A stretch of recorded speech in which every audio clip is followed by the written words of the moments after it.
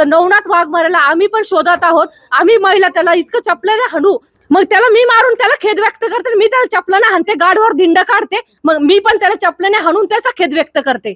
तर त्याला माफी मिळणार नाहीये. महिलांच्या पाया पडून माफी मागितली पाहिजे, तरच त्याला माफी दिली जाईल. जिथं जिथं दिसशील तिथं तुझा कार्यक्रम लागला जाईल. नवनाथ वाघमारे सारखा कुत्रा संभाजीनगरच्या दुरून जरी गेला तर आम्ही त्याचा वास घेऊ ना म्हणे.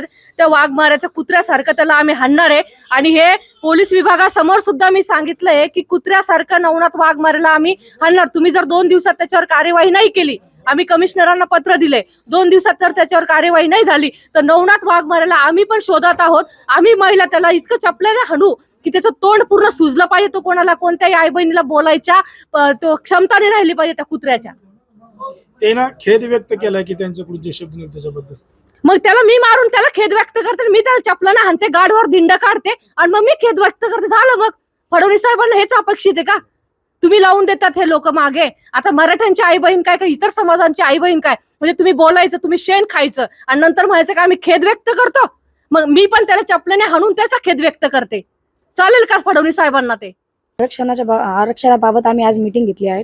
मनोज दादा जरांगे पाटील यांनी 29 ऑगस्टला निर्णायक बैठक ही बोलवलेली आहे. तर निर्णायक बैठकीमध्ये आज आपण त्याच्याबद्दलच्या नियोजनाबद्दल आम्ही सगळं ठरवलं आहे. आणि पुढील दिशा ही दादा सांगतील, आंतरवाली किंवा मुंबई किंवा दिल्ली, आम्ही यापैकी कोणताही इशारा आम्हाला भेटला आम्ही तो मान्य करणार. आणि समाज म्हणून आम्ही आरक्षण मुद्द्यावर आम्ही ठामपणे हा लढा देणार.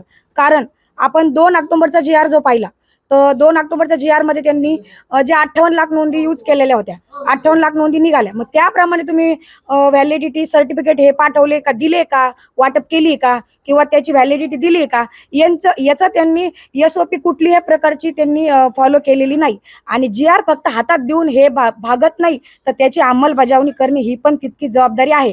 पण जर हे सरकार जर मागण्या देऊन मान्य करून GR देऊन जर आज आपल्याला अडचणीत टाकत आहात, तर ती अडचण आम्हाला दूर ह्या 29 ऑगस्टच्या माध्यमातून करणे, कारण याच्याशिवाय आम्हाला पर्याय नाही.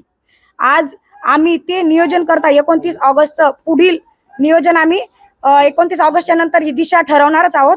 आणि आंदोलन हे नक्की 100% होणार आहे.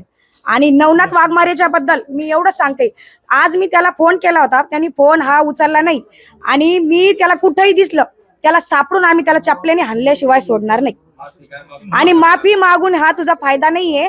माफी मागितली तरी तू बांगड्या घाल आमच्या समोर, तेव्हा आम्ही तुला माफी देऊ. या संपूर्ण उपोषणामध्ये आंदोलनामध्ये महिलांचा सहभाग कसा असणार?